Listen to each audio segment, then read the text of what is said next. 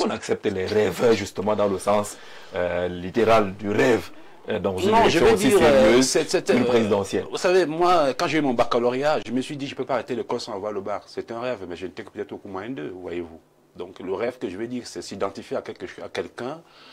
Quand je parle de rêve, je parle au cas du Sénégal. Quand on voit les jeunes présents au Sénégal, on rêve aussi d'en avoir un jeune au Cameroun. Si le Sénégal n'avait pas existé, on n'aurait pas rêvé d'avoir un jeune au Cameroun. Je pense que l'élection du Sénégal est un modèle à espérer qui montre au Cameroun, si on a un président qui a 40 ans, c'est possible. Quand on a vu le président Emmanuel Macron arriver en France à 40 ans, ça fait un rêve. C'est en ce sens que je parle de rêve. Je ne dis pas, c'est pas un rêve impossible, c'est quelque chose qui s'identifie à la réalité.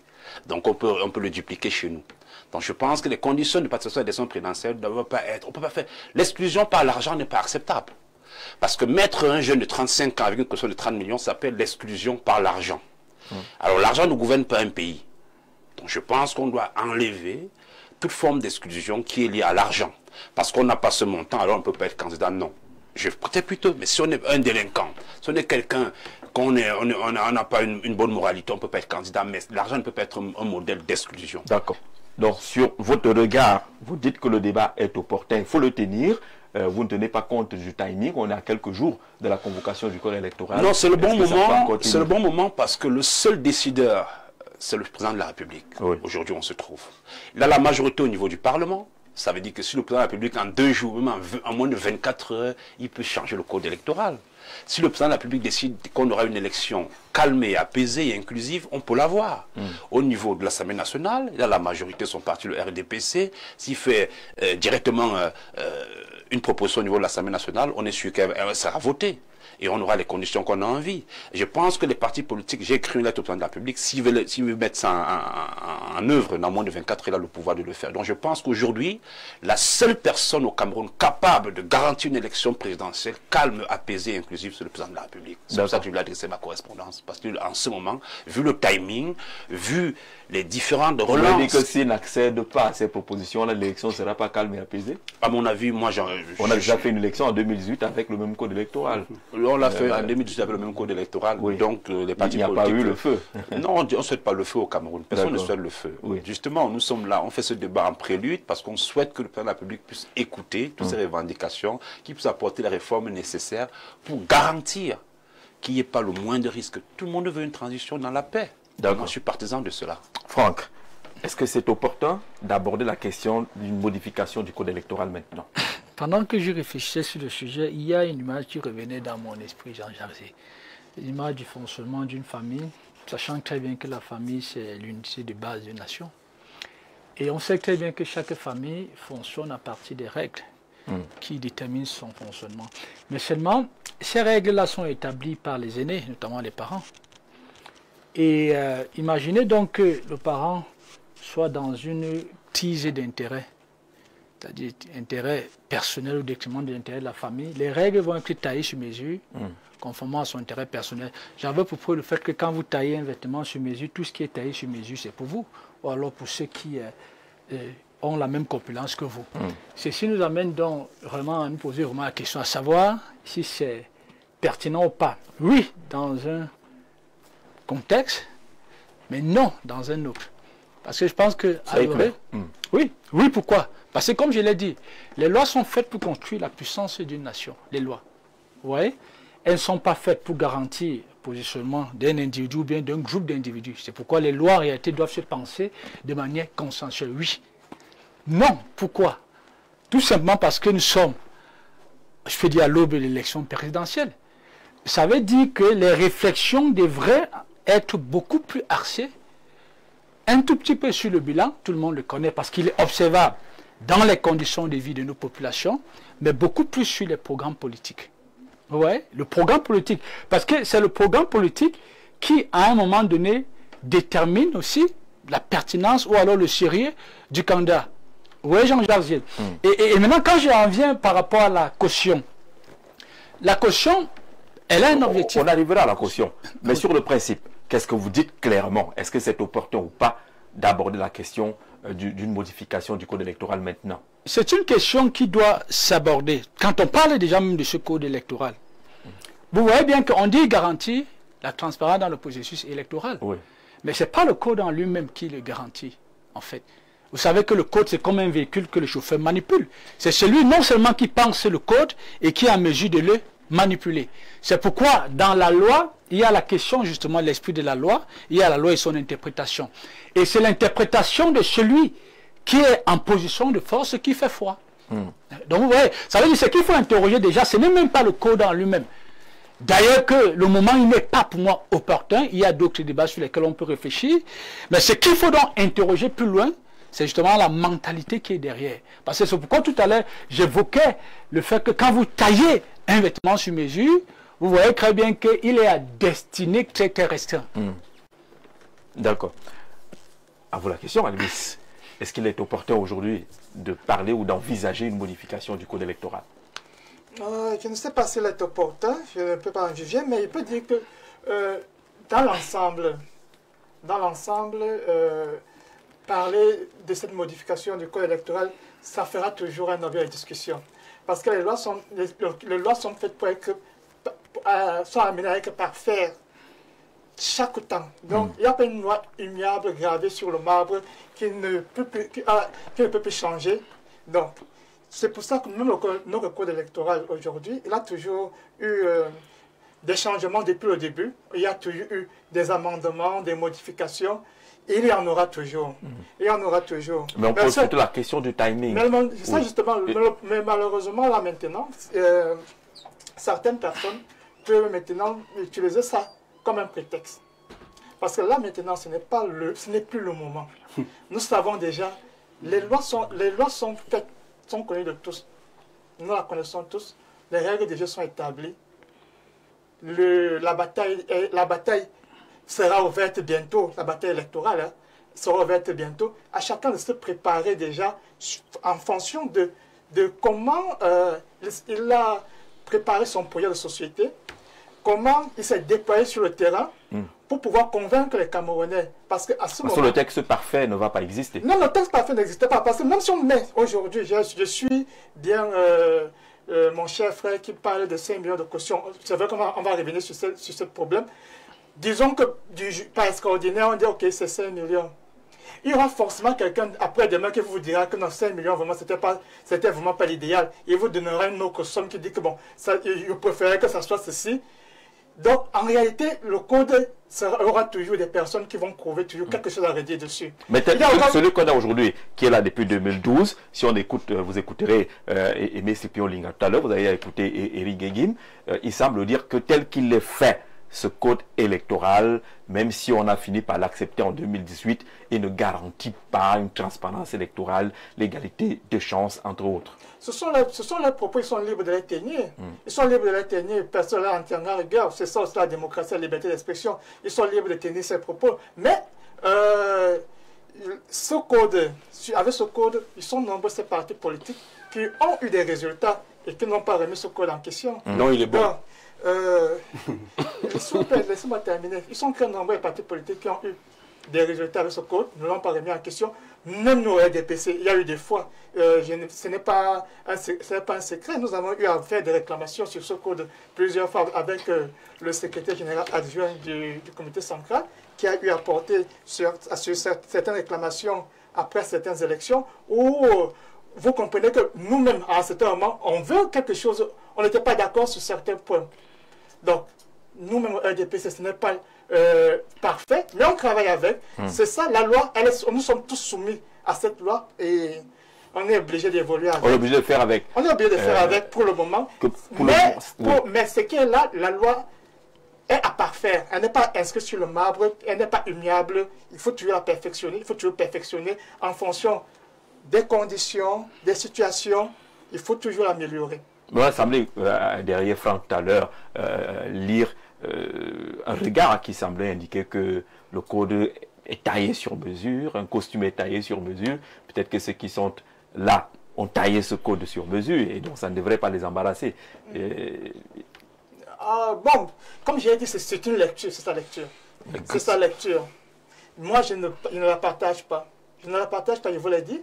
Comme je reviendrai dessus de façon claire et nette. Vous avez la parole, hein. Ne pensez pas qu'après vous aurez un autre tapis rouge. Non, non, c'est pas. C'est justement, c'est quand je reviens, c'est là. Ce code, les lois sont les mêmes pour tous. Elles peuvent avoir des manquements. On peut y apporter des amendements. Mais tant qu'elles sont là, c'est avec elles qu'on travaille. Il n'y a aucune loi parfaite. Ceux qui attendent la loi parfaite, le code parfait qui viendrait, je ne sais pas, résoudre tous les problèmes, ils n'ont qu'à revenir dans une autre vie et voir. Parce que honnêtement, il n'y a rien de parfait dans le monde humain. On peut au moins trouver des positions consensuelles. Donc, on recherche cela en démocratie. Justement, position consensuelle, c'est justement à ce niveau. Comme on a dit, c'est à ce niveau que justement le parti devrait travailler. Avoir plus de force de se présenter et être présent à l'Assemblée, parce que je crois que c'est là-bas que ça se joue beaucoup. Donc quand l'arbitre dit que ce n'est pas bon, il se trompe. Quand ça se joue, là-bas. Quand l'arbitre dit qu'il y a problème, il n'y a pas de problème. Quand on va à l'Assemblée, à l'Assemblée nationale, là-bas, c'est la place idoine pour refaire les règles. La place idoine pour refaire les règles. Mais je comprends également un autre point. De par sa hauteur, le président de la République peut aussi décider de voir, d'ajouter certaines choses. Il n'ajoutera pas ce qui va le mettre en difficulté aussi. C'est à vous de voir ça. Nous sommes en politique, qu'on ne m'entend pas. Mais de par sa position, de par sa posture, il a également cette possibilité, lui également, de décider, grâce à la puissance que lui donne le RDPC, de pouvoir faire certains amendements. Mais malheureusement, quand il le ferait, il aurait tué quelqu'un pour prouver que c'est taillé sur mesure. C'est taillé sur mesure. Paul Bernard, votre regard sur la modification, le débat actuel du code électoral, est-ce qu'il arrive au bon moment sur le chemin vers l'élection présidentielle? Non, nous ne nous inscrivons pas dans ce débat-là. Nous sommes un parti républicain qui respecte les lois, les institutions et ceux qui les incarnent. Ce que je veux dire ici, c'est que qu'il y ait modification ou pas, nous irons aux élections pour acter le changement. C'est-à-dire, qu'on change, qu'on le modifie ou pas, nous allons plutôt aller... le MPCC dit qu'en l'état actuel des choses, on va à ces élections-là pour acter le changement. Jean-Blaise Gouet a décidé d'être le 3e président du Cameroun et ce n'est pas le code électoral qui va l'arrêter. Voilà, donc qu'on le modifie, puisque même si on le modifie, nous serons encore nombreux à dire que peut-être ça arrange tel ou tel. Nous, même si on ne le fait pas, le Camerounais lambda sait qu'il y a un problème de réseau routier, il y a un problème de ressources d'approvisionnement en eau potable, et que sais-je encore. Donc, le débat pour nous est à ce niveau-là. Il faut aller jusqu'au fond et essayer maintenant d'acter le changement une fois que nous serons aux affaires. Donc, lorsque vous regardez les partis politiques qui se mobilisent, le G7 et d'autres organisations, la société civile, y compris les CAM, parler du code électoral, vous dites, ben, vous nous perdez le temps, nous on va aux élections. Non, nous ne balayons pas d'un revers de la main ce qu'ils sont en train de faire. Mais nous disons, qu'ils soient modifiés ou pas, nous sommes focus vers notre changement. Ça veut dire que nous n'allons jamais venir nous plaindre de ce qu'il n'a pas été modifié. C'est ce que nous voulons dire. Maintenant, s'il advient donc à ce qu'il soit modifié, bien qu'il arrange donc tout le monde, simplement.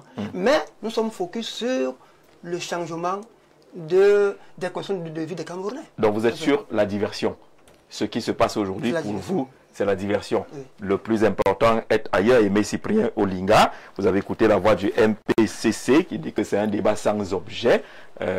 Franck a essayé de jongler entre oui, c'est opportun, non, ce n'est pas opportun. Finalement, on a retenu que c'est opportun, ou non? Non. C'est-à-dire que ce n'est pas opportun, mais le débat... Oui, le débat se tenir, c'est important, mais ce n'est pas opportun à quelques jours, quelques semaines de la convocation du corps électoral. Mais que les leaders politiques présentent leur programme politique. Vous voyez, sur la base du bilan du régime, qui présente les programmes politiques. Et c'est ce programme politique, je pense, qu'il détermine non seulement... Il ne faut pas mélanger les questions, parce que là, on est dans deux questions différentes. Il ne faut pas mélanger les questions. D'accord. Et Elvis est pour... C'est pas opportun. Non, c'est de la diversion. Diversion, pas fondamentalement opportun. Pour le moment. Aimé Cyprien Olinga, vous dites que vraiment, eux là, ils sont hors sujet. Le débat doit se tenir et la modification doit s'obtenir. Je ne dis pas qu'ils sont hors sujet, ils sont libres d'avoir leur avis, mais je pense pour ma part que le débat sur la modification, il est plus qu'opportun. Surtout qu'en ce moment, il y a une session parlementaire qui vient de rentrer.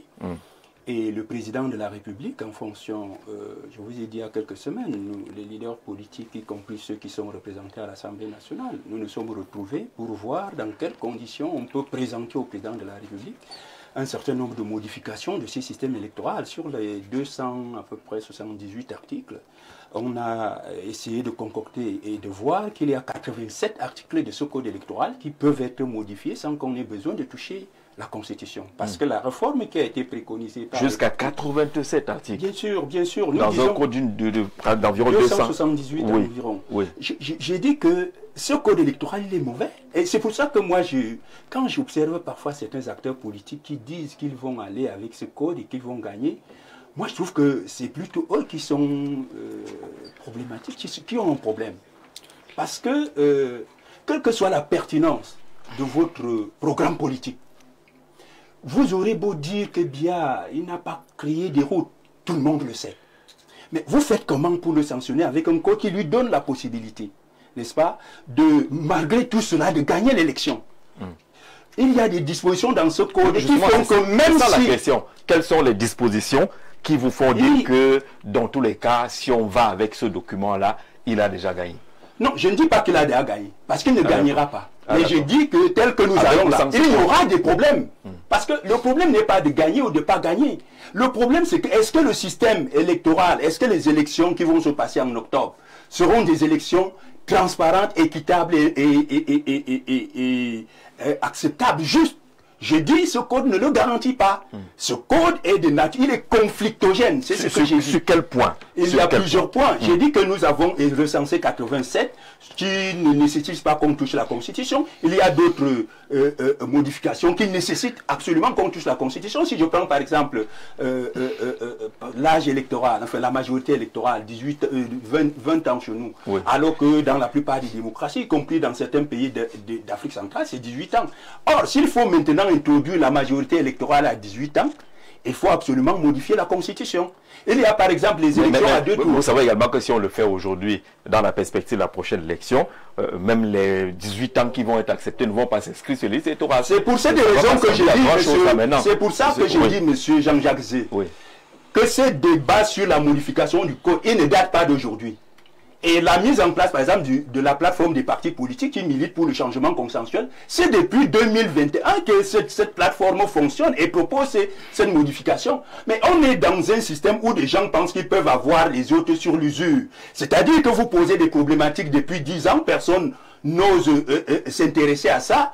À la veille des élections, quand vous continuez à poser ces problèmes qui sont des problèmes fondamentaux pour la transparence électorale, on vous dit non, nous sommes à quelques encablures. Donc, et cette manière de toujours reporter au fil des mandats des choses qu'on aurait dû faire il y a 20 ans est problématique pour notre démocratie. Donc sur ce point, il y a l'âge électoral. Il y a amené cet âge à 18 ans. Il y a par exemple les élections à deux tours. Les élections à deux tours également. Si on doit introduire les systèmes à deux tours, il faut modifier la Constitution. C'est pour cette raison que les partis politiques qui militent, d'ailleurs, comme je vous ai dit tantôt, on a inauguré il y a quelques jours la plateforme web, le Vidcode, où il y a toutes ces propositions que les partis ont faites et qui sont de nature justement à changer la donne. J'ai dit, nous avons dit, et d'ailleurs l'honorable Cabral Libi, qui était aussi à cette réunion, qui est député à l'Assemblée nationale, parce que j'entends un débat, vous avez dans votre groupe des députés, ils auraient pu tout de suite faire une proposition de loi, quand tout le monde sait que dans ce pays, aucune proposition de loi n'a prospéré. Parce que la proposition de loi, il y a eu des propositions de loi, mais qui ne sont jamais passées seulement le stade de la conférence des présidents. Donc, on est d'accord qu'il y avait 87 articles qui, par exemple, les articles clés pour oui, qui ne nécessitent même pas qu'on aille toucher la Constitution. Parce que nous avons dit, et tout le monde l'a dit, on fait des propositions sur deux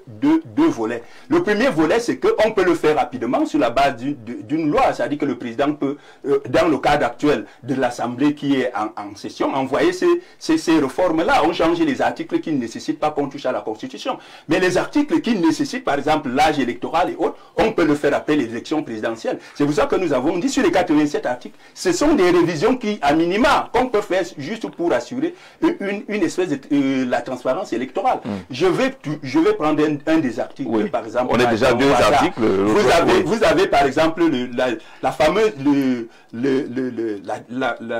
la disposition qui dit que en cas de contentieux, c'est le procès verbal d'élection qui fait foi. Et vous savez que sur la base de ce seul article, on a canonisé la fraude électorale. Comment cela? Mais oui. Puisque les procès-verbaux qui sortent d'un bureau de vote sont censés avoir les signatures de tous ceux qui étaient officiellement représentés. Et c'est là où il y a un problème. Parce qu'on ne peut pas dire, la loi ne peut pas dire que tous ceux qui sont dans le bureau de vote doivent co-signer les procès-verbaux. Et on vous dit que s'il y a une différence, s'il y a un contentieux, parce que c'est arrivé très souvent, vous arrivez à la commission de recensement, vos représentants qui sont sortis des bureaux de vote avec des exemplaires des procès-verbaux signés par tout le monde, y compris par le responsable de l'ECAM. Mais on vous présente un procès-verbal qui n'a pas les mêmes chiffres. Et à partir de ce moment, parfois tous les représentants des candidats ont le même procès-verbal, mais celui de l'ECAM est le seul a été différent. Et à partir de ce moment, et vous proposez quoi? Nous proposons que le seul procès-verbal d'Elections Cameroun ne soit pas celui qui fait foi. Tous les procès-verbaux doivent faire foi. Il y a cela. Il y a que, vous savez que la modification des procès-verbaux n'émane pas d'un seul parti politique. On a tous suivi les contentieux électoraux. On a vu que même les représentants des partis qui ne sont pas au pouvoir, eux aussi, ont eu des problèmes avec leur PV. Mais nous disons que les PV... C'est pas tiré à la machine. C'est pas photocopié. Non. C'est rempli à la main. Oui. Même si c'est rempli à la main. Vous ne pouvez pas vous ne pouvez donc pas être peut-être 7 ou 8 personnes dans un bureau de vote. Donc, 8 exemplaires des procès-verbaux, le président du bureau de vote, le responsable d'Elections Cameroun et les représentants des candidats, par exemple. Et vous sortez de là chacun avec un procès-verbal co-signé par tout le monde. Et vous arrivez à la commission de recensement, vous trouvez un autre procès-verbal d'Elections Cameroun là-bas. Mais c'est tout le monde. Non, c'est jamais signé de tout le monde. C'est pas signé, c'est pas procès. Non, mais c'est pas signé de tout le monde. C'est ce que j'ai dit. C'est ce que je suis en train de vous expliquer. Parfois, celui de l'Elections Cameroun qu'on retrouve là-bas à la commission de recensement est très souvent et quelquefois différent de celui que détiennent les représentants dans ces bureaux de vote. Et le problème est donc à ce niveau. Parce que la loi dit, donc quand il y a contentieux, quand on se retrouve donc avec des procès-verbaux qui sont différents, c'est-à-dire les représentants des candidats ont des procès-verbaux qui ont des chiffres, mais celui d'Elections Cameroun a des chiffres différents, qu'est-ce qu'on dit? La loi dit, c'est celui d'Elections Cameroun. Et vous voyez... Alors vous demandez qu'on modifie cela. Oui, bien sûr, pour que tous les PV. Et puis là, par exemple... On est tous d'accord là-dessus que ces fraudes sur le procès verbal n'émanent pas d'un seul parti. Non, il ne dit pas que c'est d'un seul parti, mais nous savons que Elections Cameroun et autres, vraiment, c'est... D'accord. Et puis, il y a par exemple le bulletin unique. Nous disons... On peut changer, on peut mettre le bulletin unique tout de suite là, on change, on modifie et puis parce on que dit ça n'appelle pas la modification de la Constitution. Pas du tout. Donc ça peut être fait rapidement. Le bulletin unique a ceci de particulier que il ne permettra plus à certains candidats, n'est-ce pas, d'envoyer des gens s'asseoir à quelques encablures du bureau de vote pour dire, bon, ramenez-nous les bulletins de nos adversaires, on vous donne 2000 francs, on vous donne 5000 francs. Ça s'est observé, où des gens sortent des bureaux de vote et viennent justifier que nous avons voté tel parti politique, voici les bulletins des autres candidats, et puis on leur donne de l'argent. Or, si nous avons un bulletin unique, ça permet aux gens de ne pas aller justifier qu'on a voté X ou Y. Le vote va garder son caractère secret. Il y a plusieurs choses dans ce... On reviendra dans la suite parce qu'il y a des éléments qui vont appeler à des réactions d'autres participants à ces échanges. Oui. Imaginez-vous quand vous manipulez votre véhicule, quand vous butez sur un obstacle et que le constat est fait. C'est la voiture qui est convoquée ou alors c'est le chauffeur? C'est le chauffeur. C'est le chauffeur. C'est pourquoi j'ai dit d'entrée, la question du code électoral est beaucoup plus profonde que ça. Vous voyez? Il faut convoquer la mentalité Cameroun. Aussi. Vous voyez? C'est surtout au niveau, parce que c'est la mentalité qui pense le code. C'est lui qui, je peux dire, excusez-moi le terme, le trafic. Et c'est cette même mentalité qu'il interprète en fonction des intérêts partisans. Vous voyez bien que s'il faut qu'on s'attaque immédiatement à cette mentalité, on n'a pas le temps pour ça, puisque les élections, c'est dans quelques mois. C'est pourquoi j'ai dit que c'est un sujet pertinent, mais qui nécessite d'être traité non, au minimum on a toujours le temps. On a toujours le temps parce qu'il faut savoir que la conquête du pouvoir par le parti politique, c'est permanence. Il n'y a pas un moment précis pour un parti politique. Mais est-ce que vous savez en difficulté? Jean-Jacques, au moment où vous attendez sur un autre terrain, vous nous attendez, ça fait partie du jeu. Avoir une élection, la fin c'est quoi par exemple? Avoir une élection transparente avec une garantie. C'est comme vous jouez un match de foot et vous dites que je n'ai pas envie de marquer les buts. Je vais dribbler, mais après je pose la balle, je ne marque pas. C'est ce que vous voulez nous faire. Vous avez une compétition, vous dites que celui qui marque le premier a gagné. Non, vous dites que nous arrange pas tous. C'est comme vous dites, c'est compétition. Non, c'est pas là le débat. Non, ce n'est pas ça le débat. Le débat n'est pas là. Les partis politiques font une conquête permanente du pouvoir. On est d'accord. Permanente. Oui. À chaque moment, c'est leur métier, c'est leur objectif. Donc à chaque fois, c'est ce qui les intéresse. Il n'y a pas un moment. Il n'y a pas un moment pour ça. Ça veut dire qu'on peut revendiquer les règles du jeu à tout moment. Il n'y a pas un moment où on dit, je premier mi-temps. Vous êtes à l'élection présidentielle. Pendant que vous revendiquez la modification du code électoral, les autres sont en train de je fais tout au même moment. Écoutez, est-ce que vous ne compliquez pas votre travail? Pas du tout. Jean-Jacques, écoutez, la politique c'est un tout. Sachant qu'on risque de ne pas voir ce que vous demandez là. Non, ça c'est toi qui le dis. La politique c'est un tout. La politique c'est un tout. La politique c'est un tout. C'est un tout. Et on tient compte de tout. C'est pas un match où on joue une partie après et l'autre après. Non, c'est un tout. Parce que vous venez de revendiquer la diminution de l'argent. Vous savez, la politique c'est aussi pour le futur. Il n'y a pas que cette élection. Mais les revendications sont permanentes. Vous pensez que ce qu'on a eu avec depuis l'indépendance du Cameroun, on le bénéficie maintenant. D'autres revendications de 1945, on ne les a pas encore. D'accord. Donc c'est progressif. Donc la politique, ça se fait à chaque moment. Le tout est resté dans l'objectif. Donc, concernant le code électoral, un homme politique sérieux au Cameroun aujourd'hui, qui va à l'élection présidentielle, qui dit que le code, ça ne l'intéresse pas, on se demande bien, il y a un problème. Et celui qui va, sachant que le code là ne va pas changer, lui n'est pas un problème? Mais il se bat pour qu'il change. Il se bat pour qu'il change. C'est ça, donc il se bat pour qu'il change. C'est normal.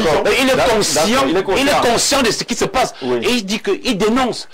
Faire de la politique, c'est d'avoir le courage de dénoncer. Ce n'est pas d'être complice des turpitudes. Pourquoi vous voulez que les autres soient positifs? Non, je ne dis rien. Je dis simplement que... Si Camerounais, vous êtes inscrit, vous allez voter, ce n'est pas le code qui peut faire en sorte que le changement ne se passe pas. Mais pourquoi on n'a pas ce genre de langage?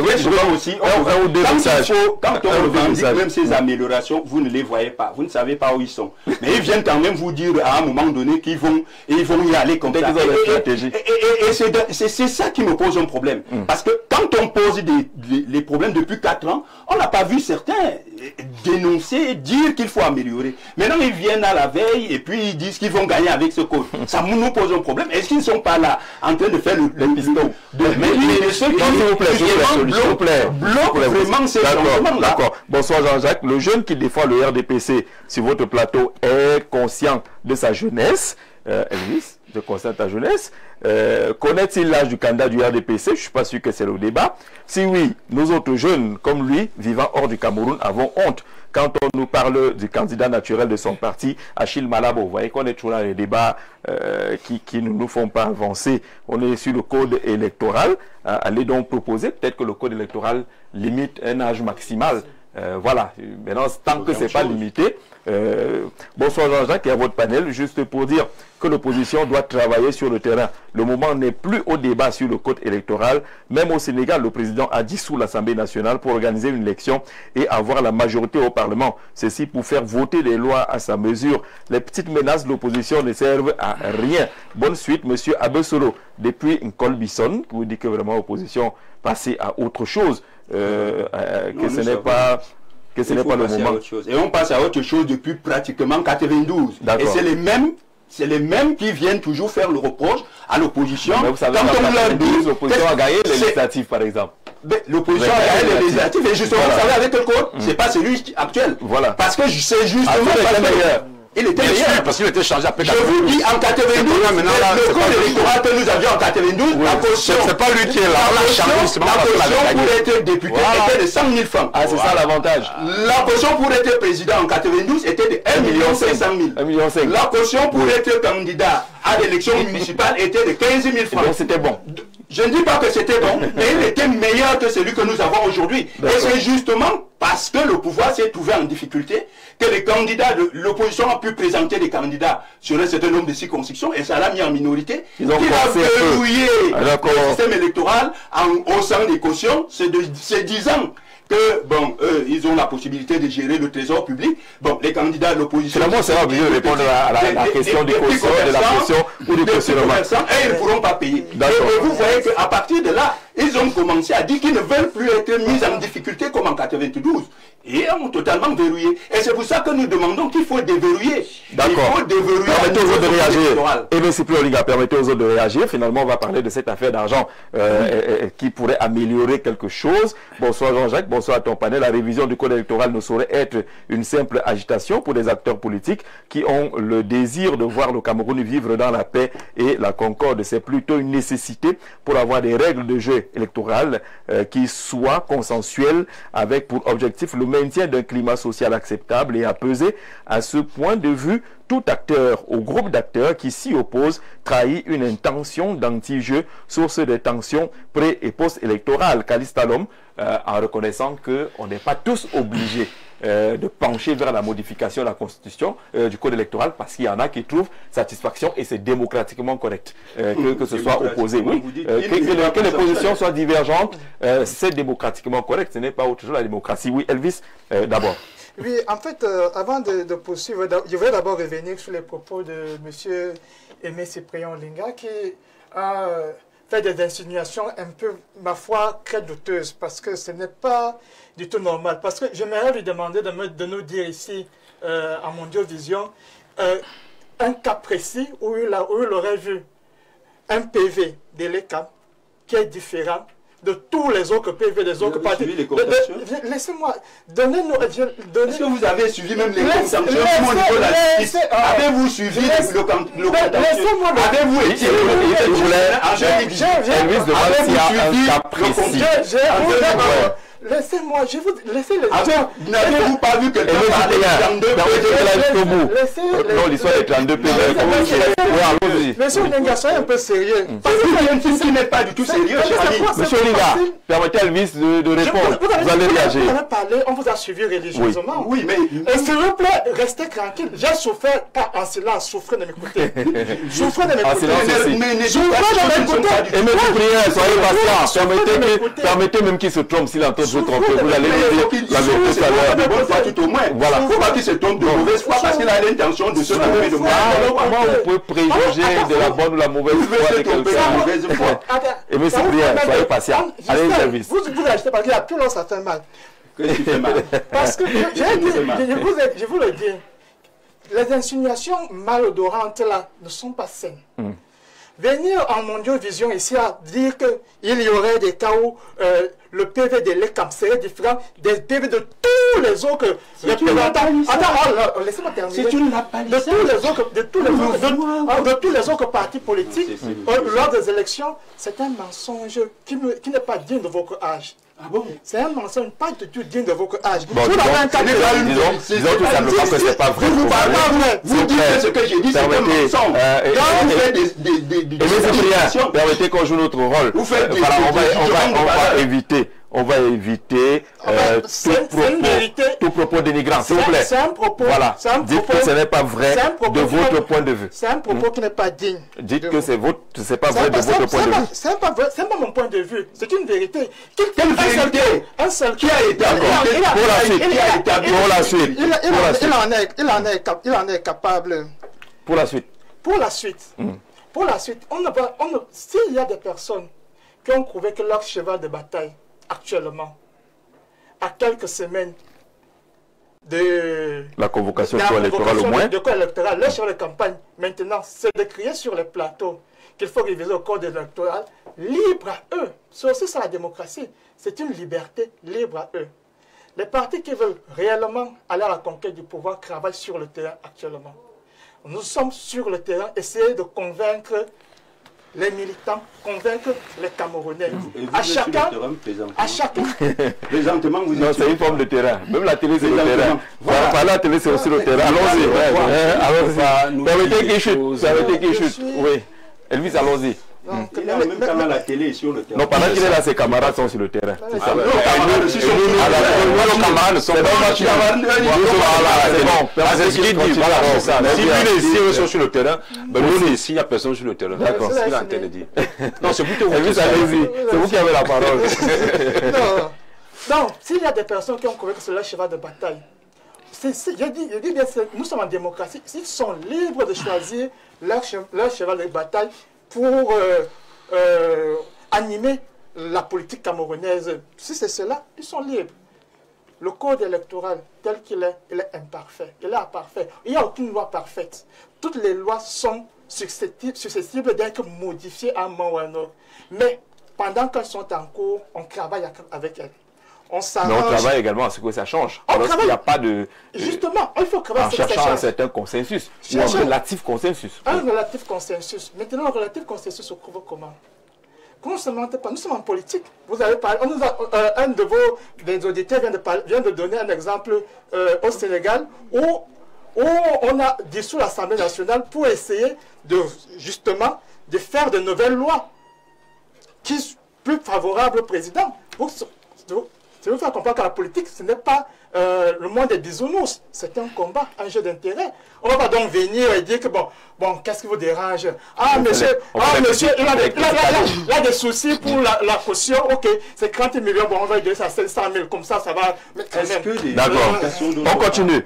Bonsoir, sur le plateau, il n'est ni nécessaire, encore moins opportun de porter le débat sur la révision du code électoral à l'ordre du jour à ce stade du processus électoral. À quelques jours de la convocation du corps électoral pour l'élection présidentielle prévue en octobre prochain, les acteurs politiques responsables devraient désormais concentrer leurs efforts sur la préparation effective de ce rendez-vous électoral majeur plutôt que sur les revendications qui, de toute évidence, n'ont pas de pertinence immédiate. La session parlementaire de juin a été convoquée. Il est important de noter que le projet de modification du code électoral ne figure aucunement à l'ordre du jour. Il est donc illusoire pour quiconque s'y attarde encore de croire à une hypothétique réforme de dernière minute. Toute insistance à ce sujet relève davantage d'une stratégie de diversion ou pire, d'un aveu anticipé d'échec. Le moment est venu pour les partis politiques et les candidats déclarés de s'engager résolument dans la préparation des échéances électorales à venir plutôt que de se perdre dans des gesticulations sans issue. Le débat sur la réforme électorale, s'il doit avoir lieu,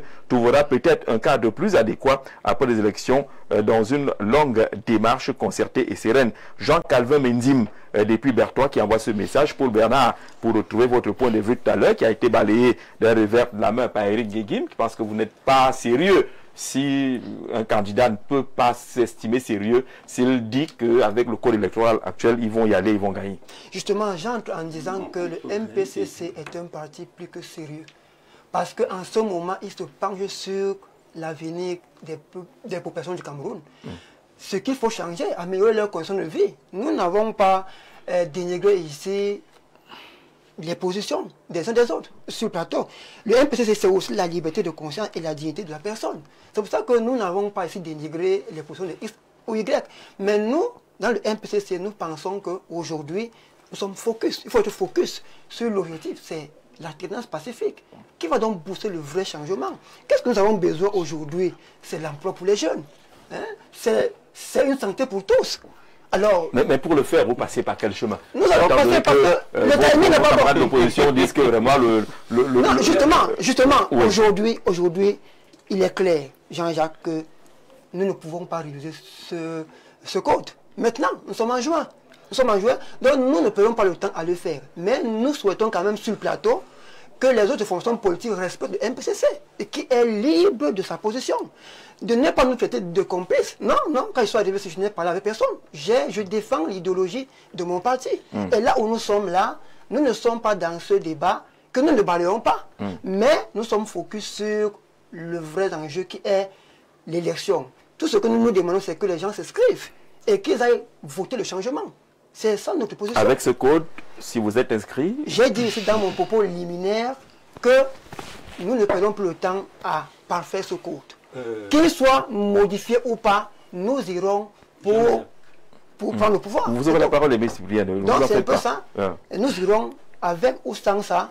Notre débat aujourd'hui, notre vision est sur ce que nous devons faire. D'accord. Et d'ailleurs, M. Aimé Cyprien Olinga, vous êtes salué. Un bonsoir spécial au président Olinga et à tout le panel. La modification du code électoral est un débat opportun et pertinent pour le peuple qui a soif du changement par les urnes. Pour ceux qui sont aux affaires, bien évidemment, changer des lois qui les ont permis de faire plus de 4 décennies serait suicidaire. L'apôtre Adam Charlemagne, conseiller spécial du président du FDA, c'est votre conseiller spécial. Oui, Franck. Jean-Jacques, vous savez, la faiblesse de Soyez franc, hein, vous avez un joli prénom. Bien sûr, la faiblesse de l'argumentaire repose parfois dans son caractère impartial. Et sa force et sa puissance, c'est dans la neutralité.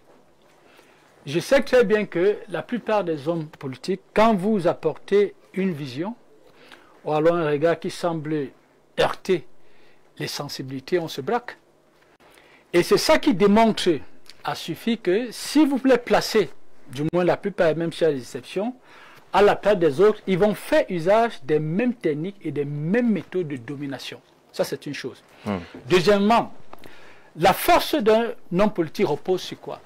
C'est déjà, 1, sur sa pertinence, et 2, sur son électorat. Vous voyez, j'ai dit bien, c'est sur la pertinence de son électorat, la force d'un homme politique. Voyez-vous qu'au Cameroun, il y a un déficit de culture politique. Tout le monde le sait.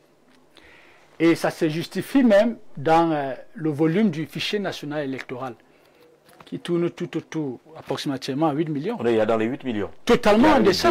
Parce que vous avez des pays qui sont à 17 millions d'habitants qui ont pratiquement le même chiffre. Ça veut dire qu'il y a un déficit de culture politique. Les Camerounais ne sont pas intéressés à la chose politique. L'électorat n'est pas intéressé à la chose politique. Pourquoi? Mais tout simplement parce que on ne crée pas des conditions pour l'intéresser. Déjà, il voit les conditions de vie n'ont pas aidé, mais maintenant, c'est donc quoi le rôle des hommes qui devrait révolter les gens. Non, mais maintenant, c'est quoi donc le rôle? C'est donc quoi le rôle de l'homme politique? C'est donc plus attaché au changement. C'est donc quoi le rôle de l'homme politique? C'est là la question. Il a un gisement inexploité. Mais bien sûr, parce que cet électorat-là, si vous avez des hommes politiques pertinents à guérir, ils vont construire les visions. Ça va prendre du temps, mais ils vont construire les visions.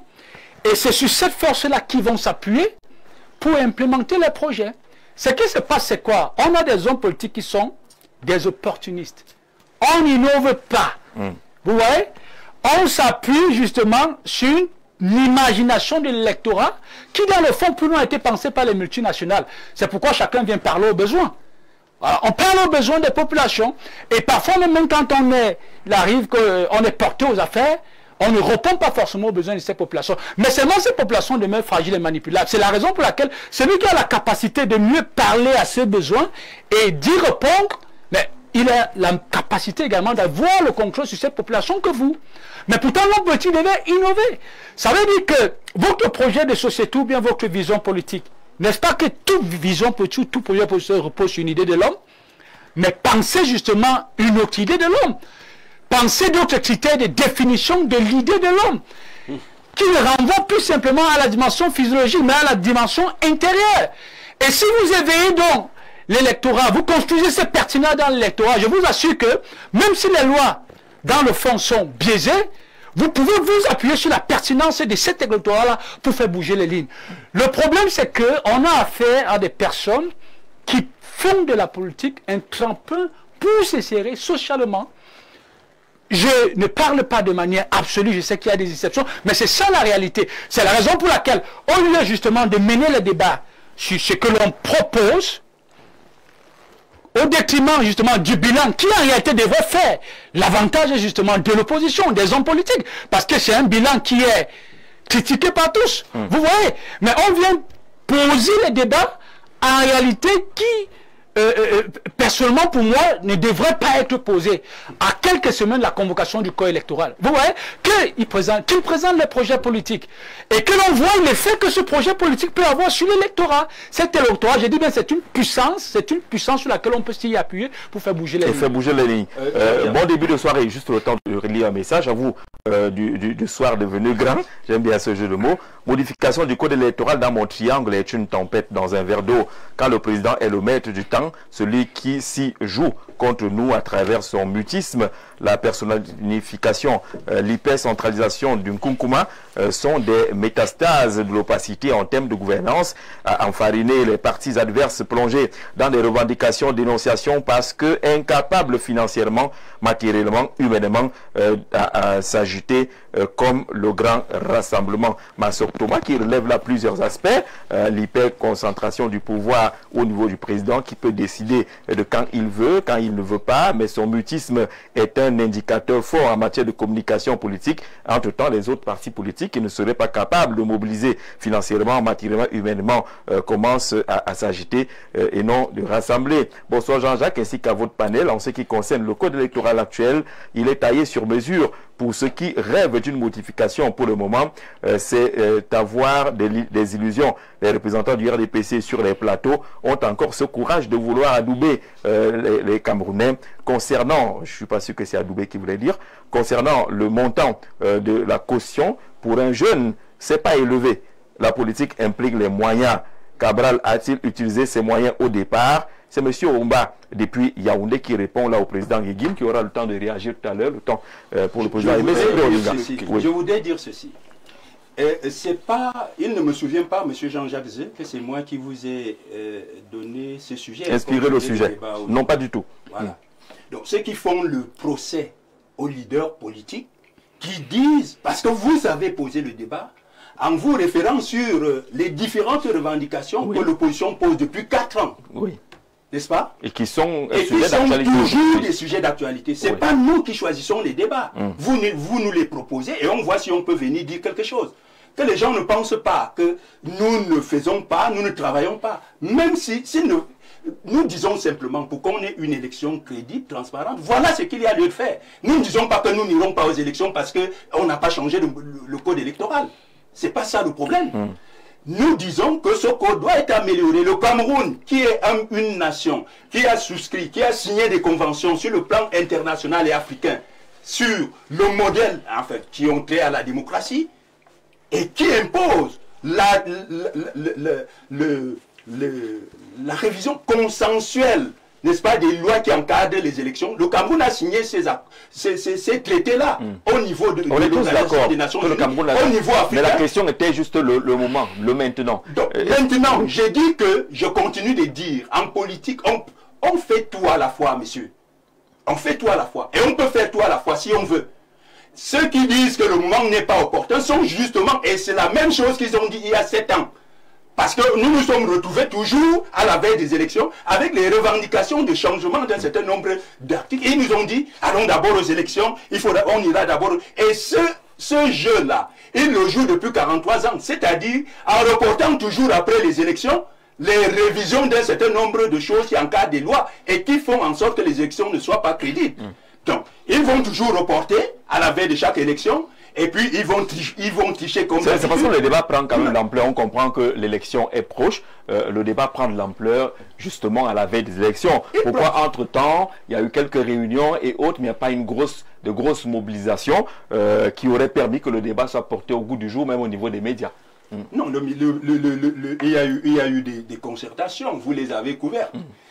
Quand les leaders de l'opposition se réunissent, et vous vous souvenez, il n'y a pas très longtemps, ceux du G7 ont voulu se réunir d'ailleurs, dans un grand hôtel de la place, pour restituer à l'opinion, n'est-ce pas, ces résolutions, enfin, ces modifications que nous avons suggérées. Mais vous êtes aussi au courant que la réunion avait été interdite. Le document du G7 est où? Nous irons, pardon? Le document du G7, il est où actuellement? Mais c'est ce que je vais vous dire. Nous sommes réunis à l'hôtel, dans un hôtel de la place, entre leaders, Cabral Libi, moi-même, l'honorable Ndamjoya, Patricia, d'ailleurs c'est elle qui dirige cette plateforme-là. Il y avait l'honorable c'est un document qu'elle a dit au chef de l'État que je vous ai envoyé un document sur le code électoral, c'est ça? Oui, c'est ça. Qu'il s'agit. C'est le chef de l'État l'a pas vu. Il dit qu'il l'a pas vu. Il n'a pas vu parce que justement il y a quelqu'un qui gère à la place du président de la République là-bas. Que celui qui est chargé de discriminer a trouvé que c'était un débat sans objet. Et il a estimé que ce débat-là, bon, le président de la République ne doit même pas être au courant qu'il y a un tel document.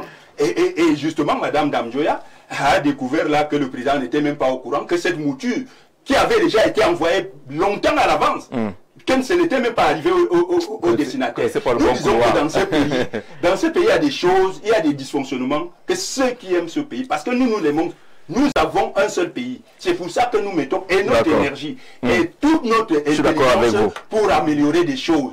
Il faut les améliorer pour éviter justement que les élections d'octobre soient des élections qui soient suivies de troubles.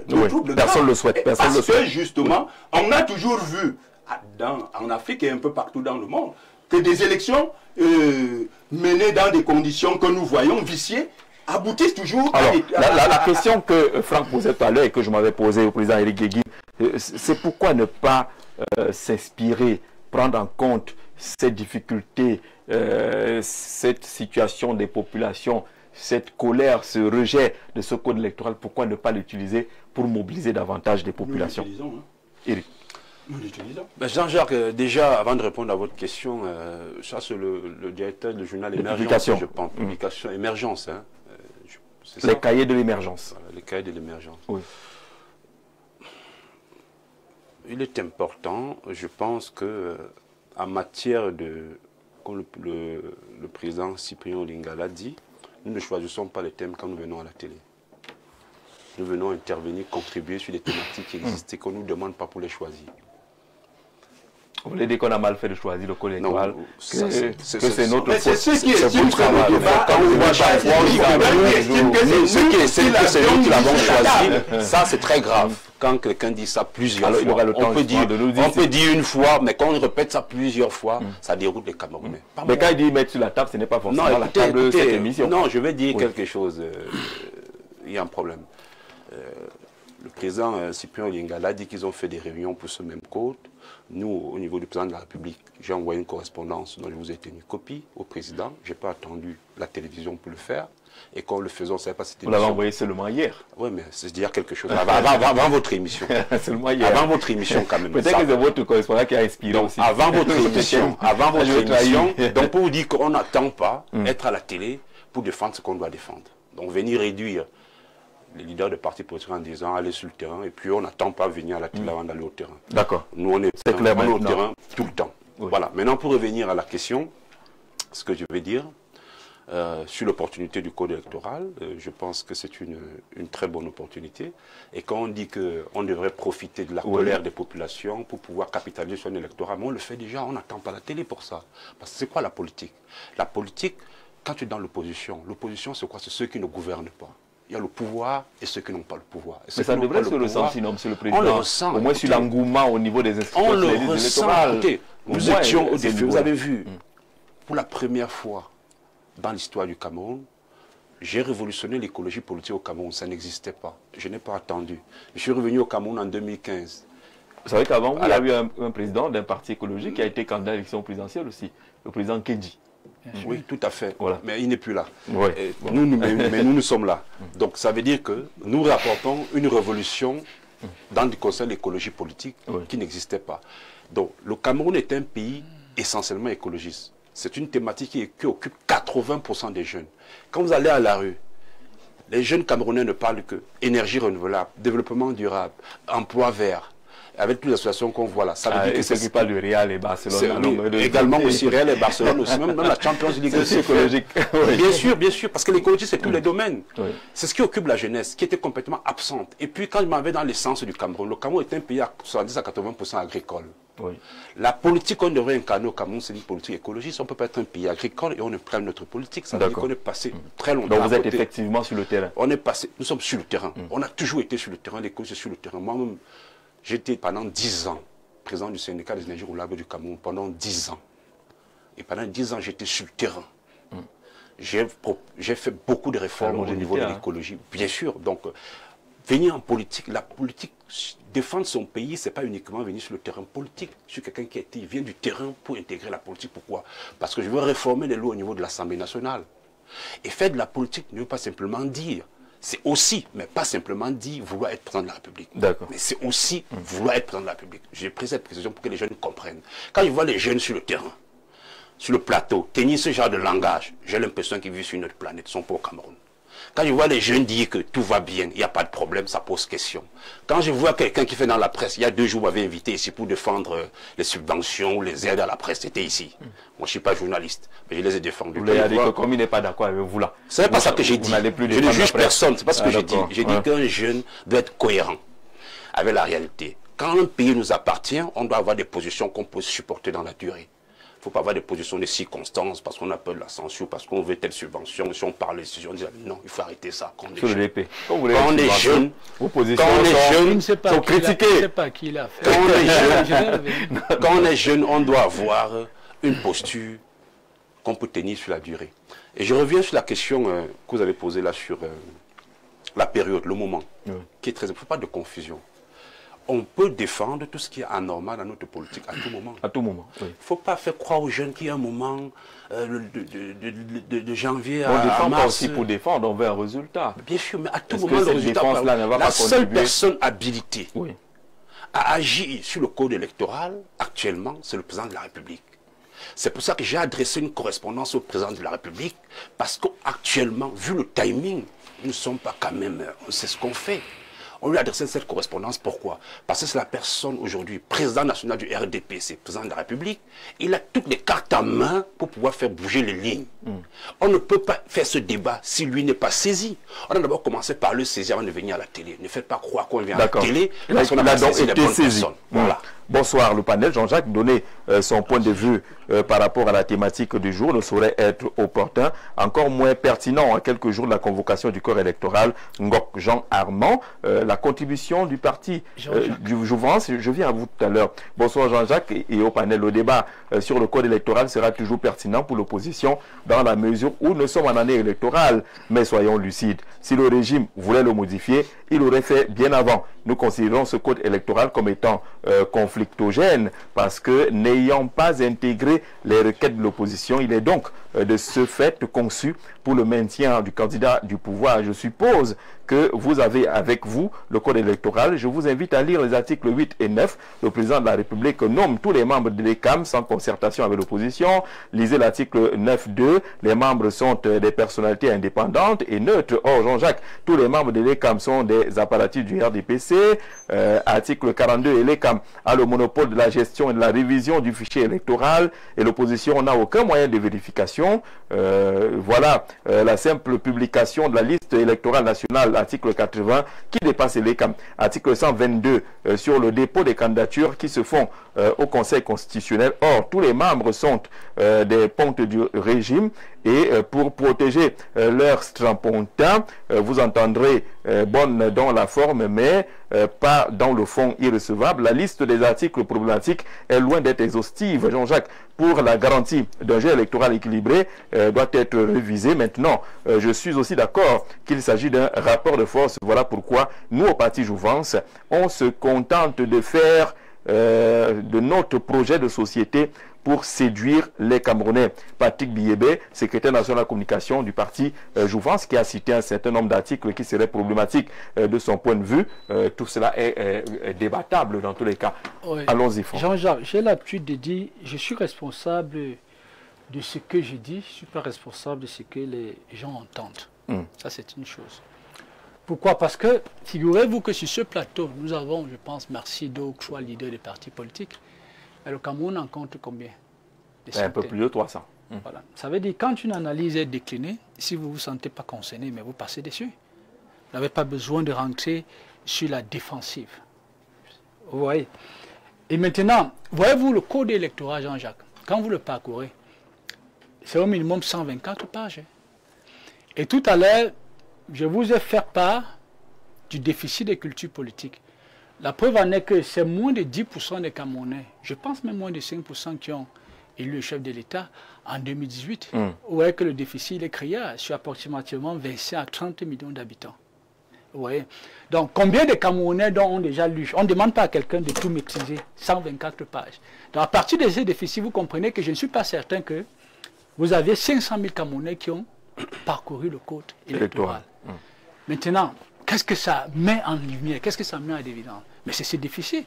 Mais qui le comble, le déficit de culture politique? Qui le comble? Mais c'est le leader d'opinion. Vous voyez? C'est le leader d'opinion. Parce que la question de la modification du code électoral, si aujourd'hui les populations en parlent, c'est tout simplement parce que les leaders d'opinion ont commencé à en parler. Mais dans la réalité, les populations ne comprennent pas grand-chose. La population ne comprend rien. Pas grand-chose, du moins. Je vous assure comme ça. Mais donc, le rôle donc, du leader, c'est de construire cette pertinence politique dans son électorat. Et à partir de cette pertinence, je vous assure que Jean-Jacques, il peut bouger toutes les lignes. Vous voyez? Imaginez que vous êtes représentatif d'une vision pertinente. Parce que, prenant en compte l'intérêt collectif, l'intérêt national, et que vous reproduisez cette vision seulement dans 5 millions de Camerounais, puisqu'on vous dit que c'est pratiquement 2 ou 2 millions et demi de Camerounais qui ont déterminé l'élection précédente, ne serez pas vous en mesure, Jean-Jacques, d'impulser une dynamique de révolution, une dynamique d'alternance? Je ne parle même pas d'alternative. Je peux vous garantir, et je le dis sur la base de mon observation et de mon expérimentation, la plupart des politiciens en Afrique subsaharienne, au Cameroun, ne sont représentatifs que de la même mentalité que ceux qui dirigent. Je vous assure comme ça. Donc, c'est pourquoi vous allez voir que si vous remplacez le chef de l'État qui est là, vous remettez une autre personne qui est de la même nature mentalité, il peut faire pire. Vous comprenez? Mais les opposants ne veulent pas entendre ça. Au lieu de se poser la question à savoir, mais qu'est-ce qui fait en sorte que nous ne sommes même pas en mesure de nous constituer à une force unique pour impulser une dynamique puissante de changement? On vient sur les plateaux se défend. Vous voyez, Jean-Jacques? Et c'est pour moi, je dis bien pour moi, c'est très révélateur. Si vous ne vous sentez pas concerné par une opinion, mais pourquoi revenir dessus? Vous n'êtes pas le seul homme politique. Il y a des centaines d'hommes politiques au Cameroun qui pourraient se sentir concernés. Et ça met simplement en lumière qu'il y a quelque chose qui ne va pas. D'accord, merci Gilles pour la lecture de mon message. Je reviens pour dire que connaissant l'homme lion, vraiment il ne cédera jamais concernant les revendications. Si l'opposition a des élus avec ce code électoral, où est vraiment le problème? Monsieur Olinga fait le boucan. Il sait honnêtement qu'ils sont incapables face à la machine du RDPC. Merci, monsieur Abbé Solo depuis Colbison. Bonsoir, Jean-Jacques. Oui, le débat sur le code électoral est normal et même souhaitable car il permet d'assurer que les réformes électorales reflètent l'intérêt général plutôt que des intérêts particuliers. Cependant, l'ampleur de la nature des discussions dépendent aussi du climat politique et du niveau d'inclusion des différentes parties prenantes. Merci Bertrand Armel Bama pour cette contribution. On va amorcer la seconde partie de notre programme. On lit rapidement. Bon, Jean-Jacques, 2 secondes. Vous 2 secondes, vous en faites pas. Je suis d'accord avec le guide de la révolution et on doit juste changer quelques éléments du code ne touchant pas la Constitution. Mais je propose aux opposants de travailler pour conquérir les élections législatives et municipales, puis tourner la Constitution en défaveur du parti État. Là, on aura la majorité et changer les lois. Il faut travailler davantage pour les élections législatives municipales 2026. On ira à ces élections, même si rien ne fait, mais on va imposer, sauf que la loi doit être dite et rien d'autre. Voilà. C'est, je n'utilise pas les expressions dénigrantes, c'est le coordinateur régional FDR Extrême Nord, monsieur Dakna.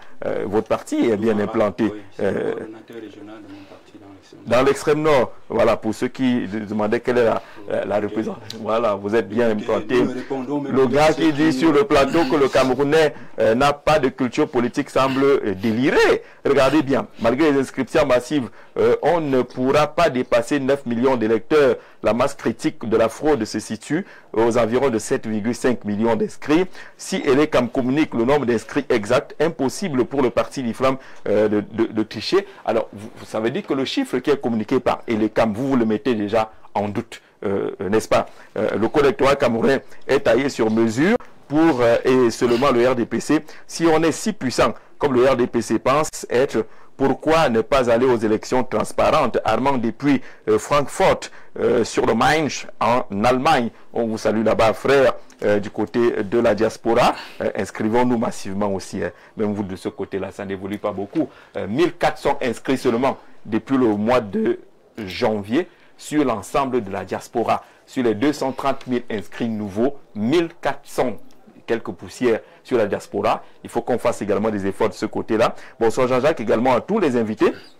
La transparence d'une élection est conditionnée par la mise en place d'un code électoral consensuel. Je donne raison sur toute la ligne à M. Cyprien Olinga sur les aspects techniques relevés. C'est Balthazar, depuis la Guinée équatoriale, dit au représentant du parti cinquantenaire des Cadans, qui n'est pas le plus vieux parti au monde aussi, hein, il y en a qui ont plus que ça, qu'il a intérêt à cultiver le consensus en mettant de côté les lois abjectes tel que le fameux code électoral défavorable à ce camp politique pendant des décennies. Que ce régime vieillissant fasse très attention, parce que la grande muette, non, elle ne va rien faire. La grande muette, elle est citoyenne. Le voisin, Balthazar du Gabon, la grande muette ne va pas entrer dans cette affaire. On ne va pas la convoquer ici. Bonsoir. Vous parlez relativement à la thématique du jour. Je voudrais dire que le débat sur la modification du code électoral n'est ni opportun ni pertinent, tout simplement parce que le code électoral est la loi et par conséquent la volonté du peuple.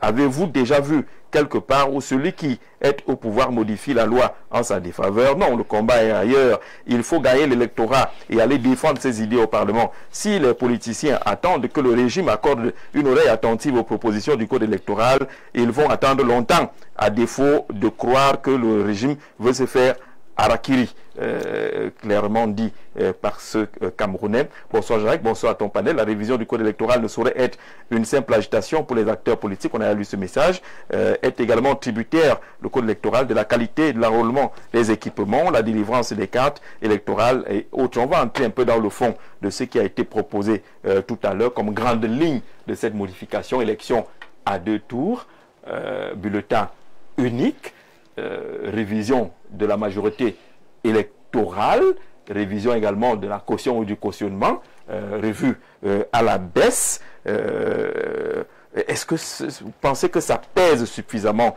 pour prendre ces éléments phares? C'est vrai que vous en avez 87, mais on suppose que dans l'échelle des priorités, il y en a qui sont un peu éléments phares et qui sont rapidement compris par les populations. Est-ce que ça pèse pour s'accrocher à une modification de la Constitution? Nous ne nous accrochons pas sur quoi que ce soit. Je crois que, et je continue de le dire, les partis politiques depuis belle lurette demandent l'amélioration du cadre électoral. Et j'ai dit, si vous lisez le rapport d'Elections Cameroun, après l'élection de 2018, l'organe qui s'appelle Elections Cameroun, qui est en charge du processus, lui-même a dit que ce code lui posait beaucoup de problèmes à certains niveaux et qu'il va falloir justement l'améliorer. Il fallait le changer, il fallait l'améliorer, il fallait des réformes.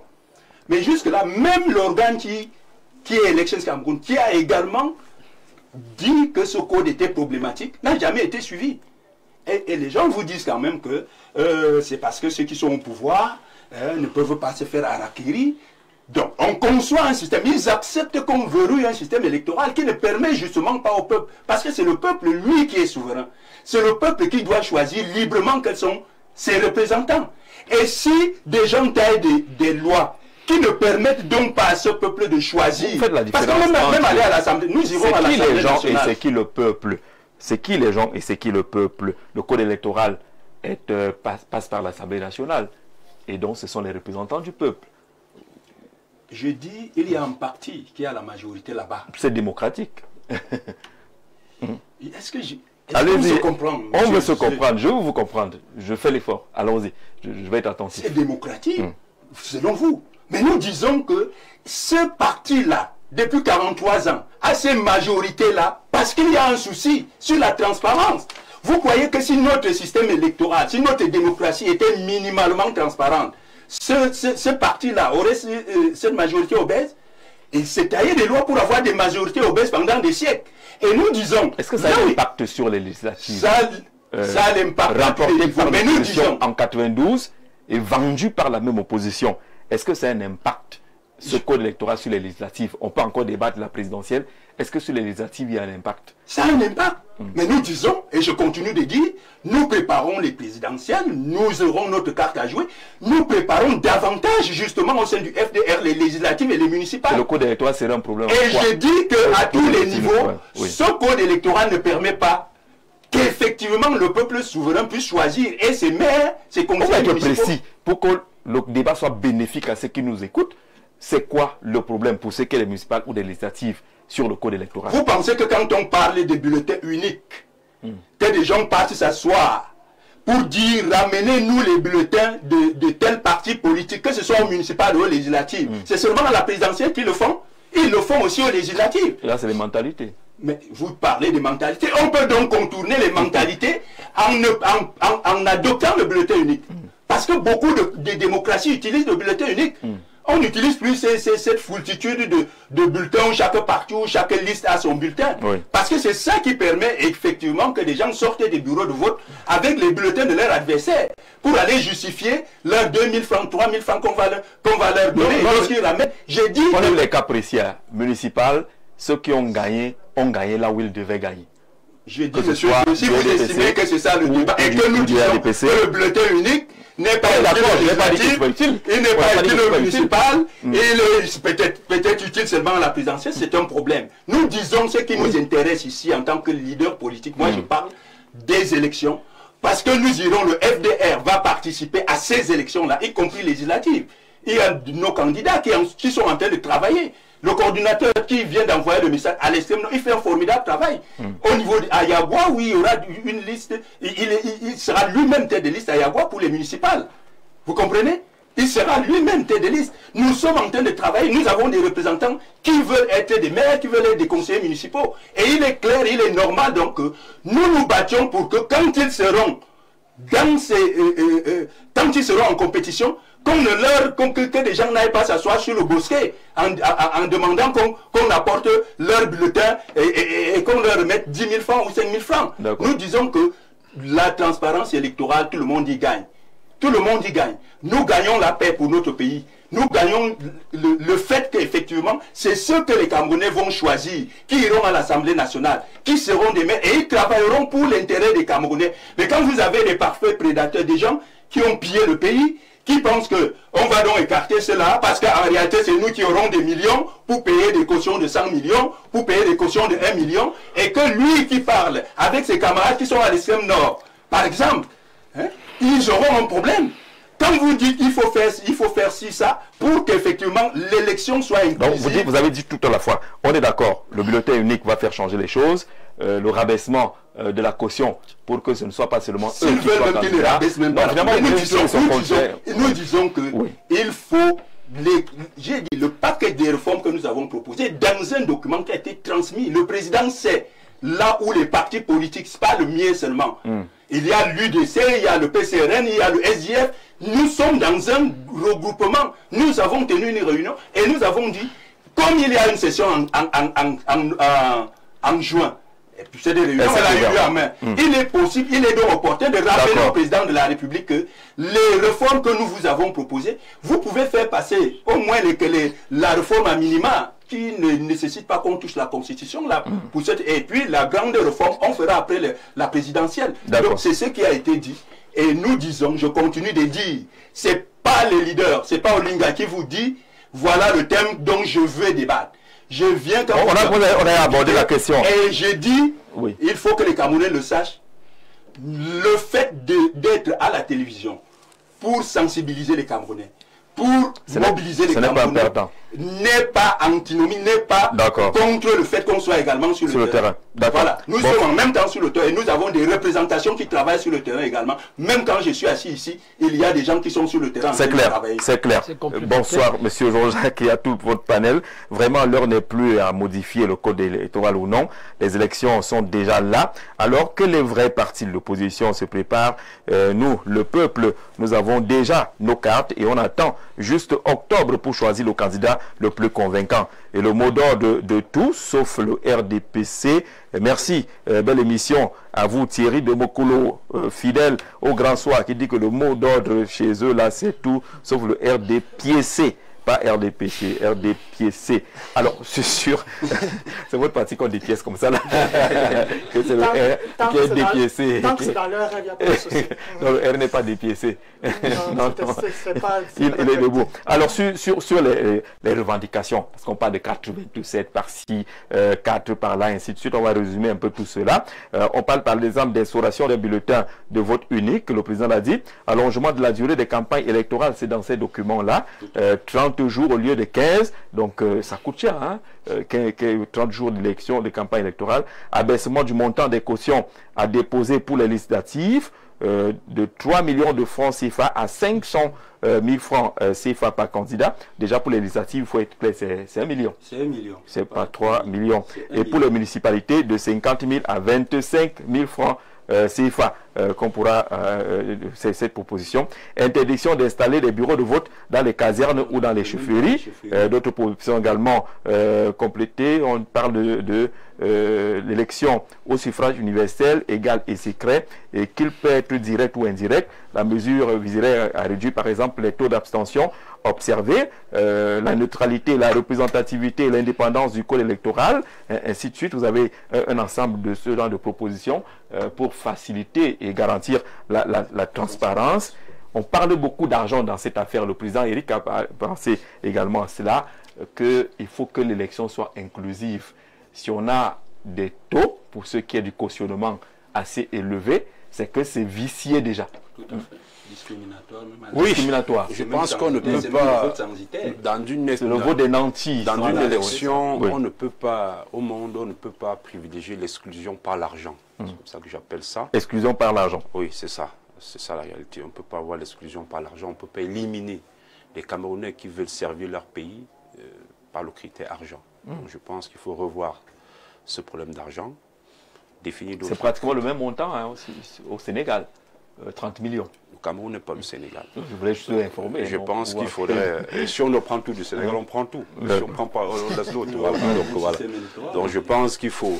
Il ne faut pas faire l'exclusion par l'argent. Ce n'est pas quelque chose de démocratique. Vous proposez... Je propose de revoir la caution de l'élection présidentielle à 5 millions. On ouvre les portes à tout le monde. Là. On n'ouvre pas à tout le monde parce que je ne suis pas sûr que les Camerounais, que les Camerounais de 35 ans, tous sont 5 millions. Vous voyez ce que je veux dire? Quelqu'un vous a dit le contraire dans les messages.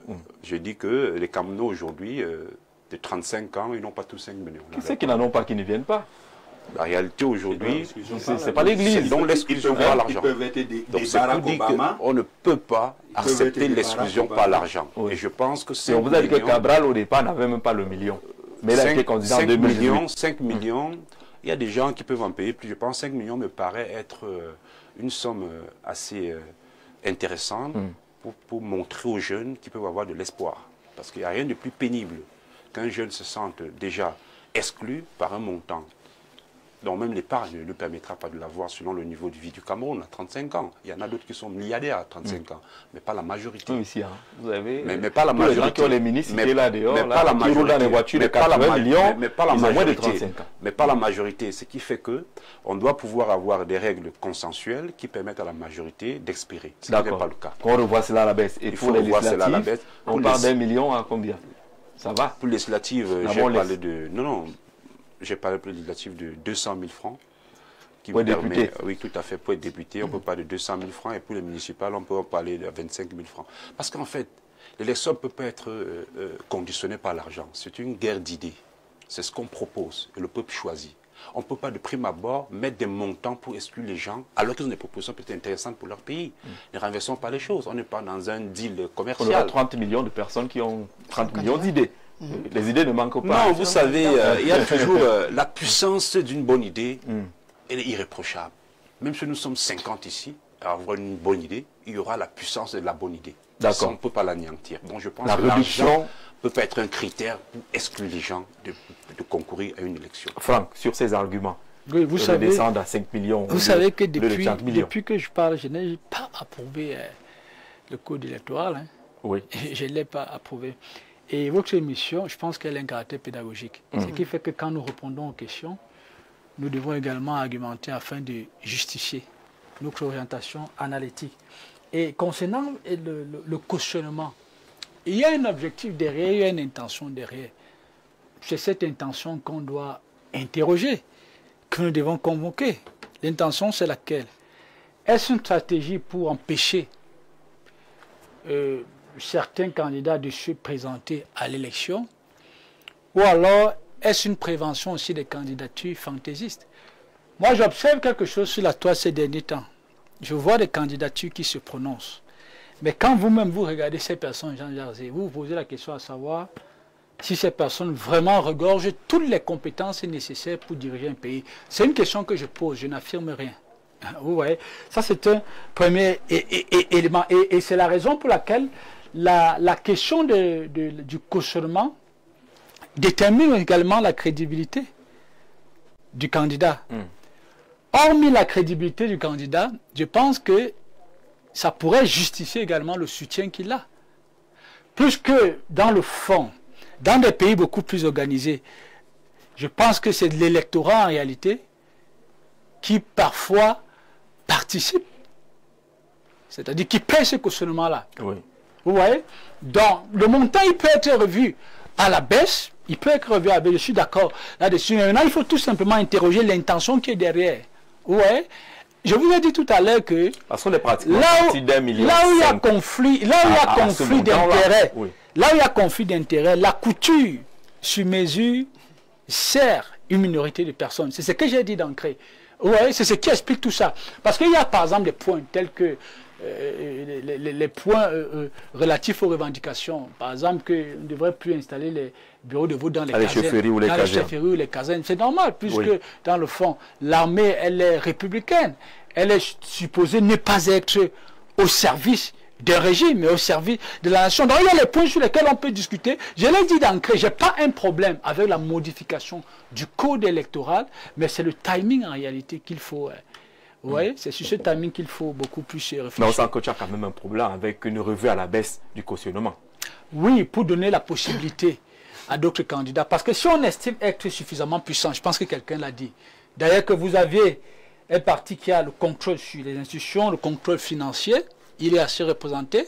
Si on estime être suffisamment puissant, mais organiser les lois de telle sorte que les lois donnent la possibilité à plusieurs individus de pouvoir postuler. Ouais. À ce qu'on ait une élection, un cautionnement de 5 millions, ça va. Oui, même si quelque part, vous voyez, il y a toujours un avantage, un inconvénient, même si quelque part, ça peut, comment dirais-je, c'est favorable à ce qu'à un moment donné, un aventurier se retrouve là où il ne devait pas se retrouver. 5 millions, je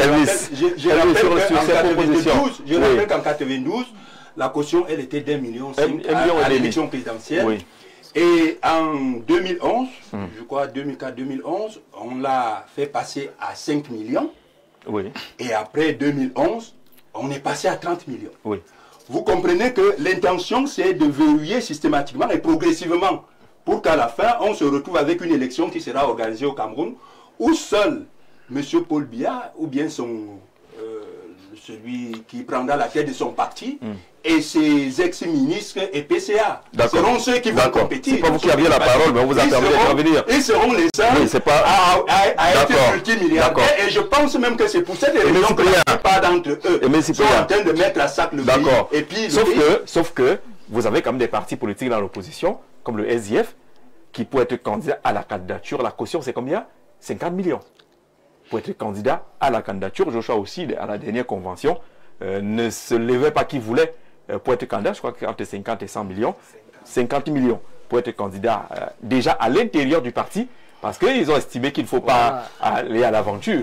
Pour être président des partis déjà, ce n'est pas un jeu. Jean-Jacques, avant une minute, vous voyez que ça revient à ce que je disais tout à l'heure, non? Vous voyez que ce sont les mêmes méthodes que même dans les partis, qu'on utilise dans les partis. Vous voyez, ce sont les mêmes méthodes. D'accord, c'était clair là-bas. Oui. Est-ce que réduire le cautionnement n'est pas ouvrir l'élection présidentielle à nous tous? Est-ce que c'est seulement l'élection présidentielle dont on parle ici? Et les autres. Parlons des élections. Et les autres, on se comprend, on se comprend. Monsieur Jean-Jacques, avant de répondre à vos questions, je voudrais d'abord défendre une certaine jeunesse. Moi, je peux accepter des offenses ou des insultes. Je suis un homme de terrain, les plateaux, on est habitué. Ça ne dérange pas. Laisse alors, non, continue non, alors. Mais il faut défendre cette jeunesse. Ça te dérange déjà. Non, il faut défendre, c'est pas moi, c'est la jeunesse. D'accord. Il y a une certaine opposition qui a voulu faire de la jeunesse un marché privé. L'intention, c'est quoi? Tout jeune ne peut pas être que du RDPC.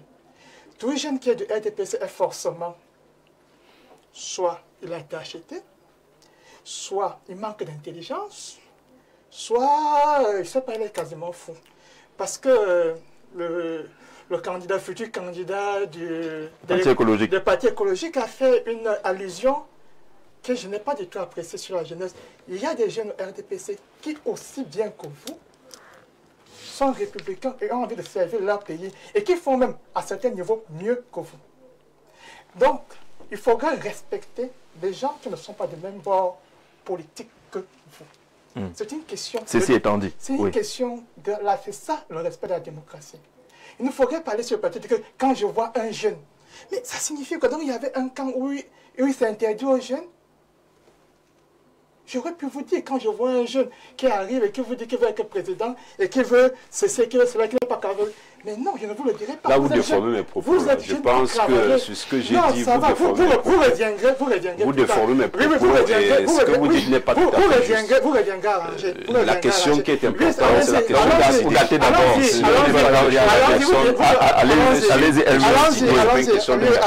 Allons-y. Vous avez à dire, faites des propositions, défendez votre bilan.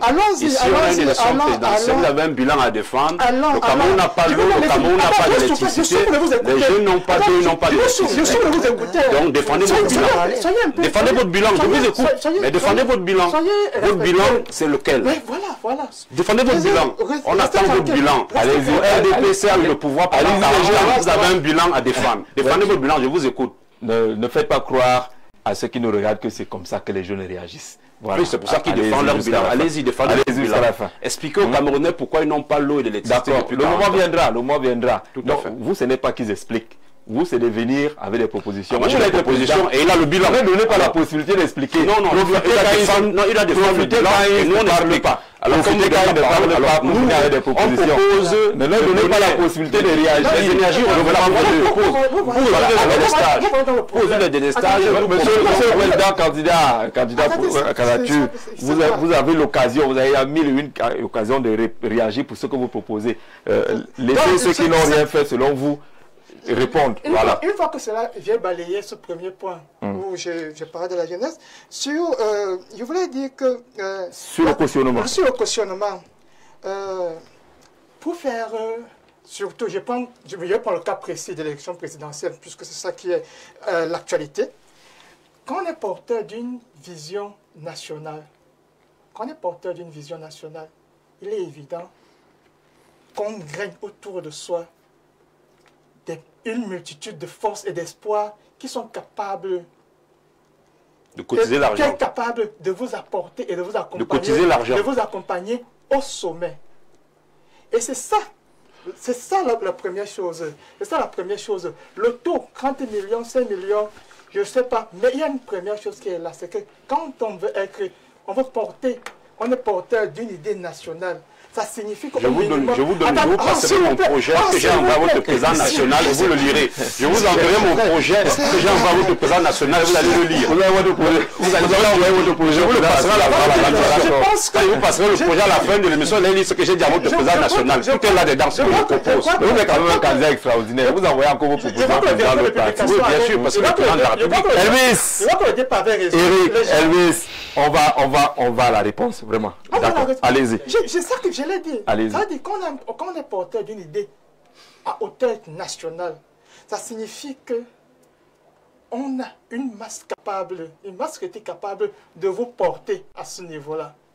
Vous ne pouvez pas sortir de votre chambre et dire que vous avez l'idée nationale, vous pouvez diriger un pays et être incapable de la faire ressentir par cette adhésion populaire qui va vous pousser à atteindre cet objectif. Qui pourrait se transformer en moyen financier aussi? Et justement. Ah, d'accord. D'accord, c'est ça qu'il fallait dire. C'est ce qu'il est en train de budget. Il a tort parce que...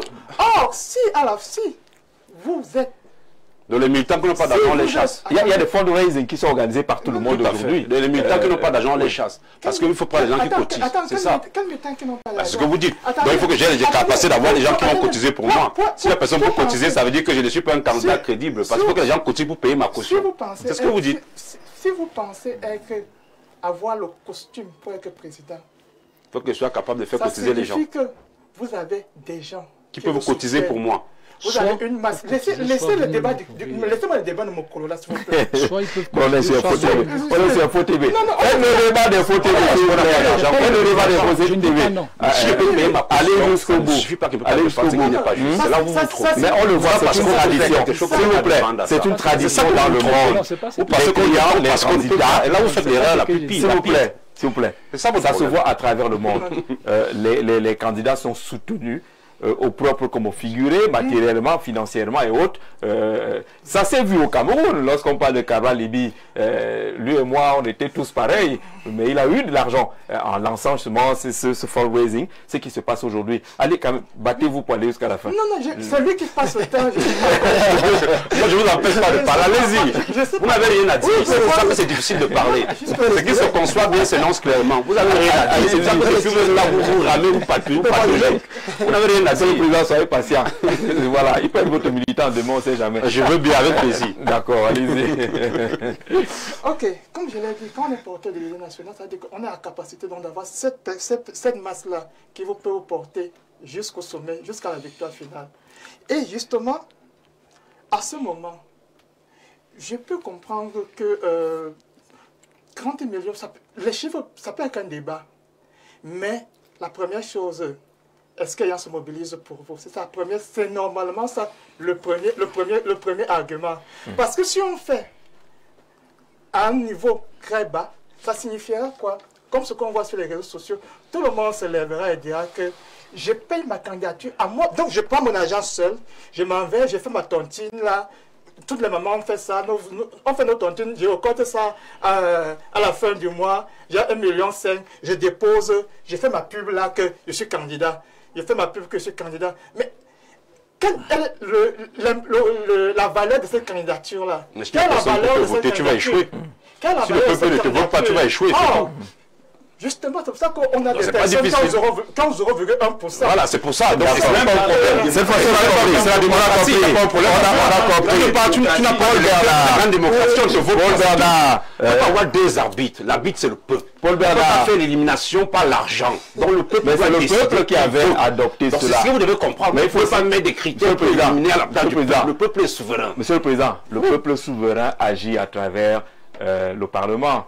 Et le Parlement, il faut quand même reconnaître que c'est passé par là-bas. Même si vous n'êtes pas d'accord, mais au moins dans le principe, c'est passé par là-bas. Alors je vais quand même lire ce message-là, qui n'est pas facile. On l'accepte parce qu'on est des démocrates. Bonsoir Jean-Jacques. Est-ce que vous vous rendez compte que vous parlez plus que les panélistes? Je ne sais pas seulement, mon frère.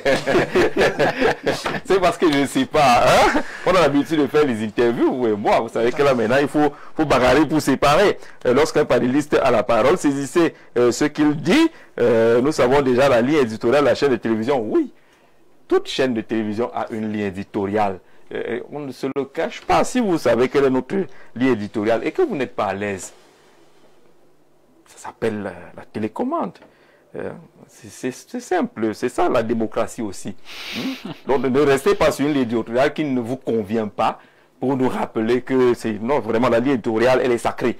Et elle existe ici et ailleurs. Mais maintenant, laissez les panélistes s'exprimer. Voilà, merci. Chers panélistes, exprimez-vous. Et laissez les uns les autres s'exprimer. Parce que mon frère Michel Thibault, au cas là, depuis là, je souffre. Hein. Il faut aussi souvent m'aider dans cette affaire-là. Maintenant, vous avez la parole, Paul Bernard, sur la question. Il faut relever les taux parce qu'on dit que les montants actuellement utilisés sont exclusifs, que c'est censitaire, qu'on a choisi seulement ceux qui ont de l'argent et que c'est le parti de Elvis qui a de l'argent, que les autres sont déjà écartés avec ces montants élevés.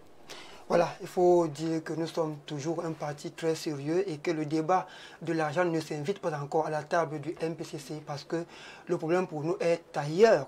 Nous ne venons pas en politique pour faire le procès de qui que ce soit ou d'un système.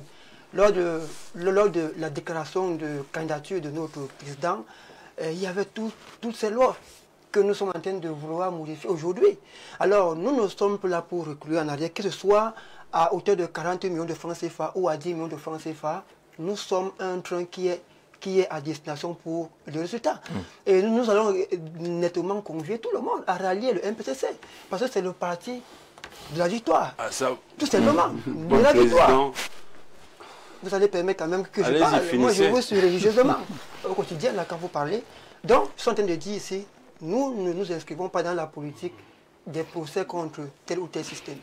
Nous sommes un parti républicain qui s'est porté dans cette direction, dans ces conditions. Et aujourd'hui, il n'y a plus lieu de faire pause ou marche arrière. Nous allons devant. Donc, qu'on ramène la caution à 5 000 francs, même 5 millions ou 40 millions de francs CFA. Le peuple va élire Jean Besguet. Et il va... Troisième président républicain. Il va élire Jean Besguet parce que c'est l'homme... Il a promis que moi, je serais ministre de la communication s'il gagne. Donc, le débat pour nous n'est pas... Le débat pour nous n'est pas à ce niveau. Vous ne me faites pas des promesses. Le débat pour nous, c'est de répondre aux besoins de nos populations qui souffrent. Aujourd'hui, bagarrer pour réduire la caution, pour justifier sa candidature n'aide en rien le peuple camerounais. Aujourd'hui, nous voulons que les Camerounais soient épanouis, que les jeunes aient de l'emploi. C'est ce qui nous intéresse, notre peuple de société. Mais ça intéresse tout le monde, ça nous intéresse aussi également. Voilà on est une télévision thématique du jour. Voilà pourquoi nous respectons notre projet électoral, c'est pas la campagne. Là aussi, on propose des solutions.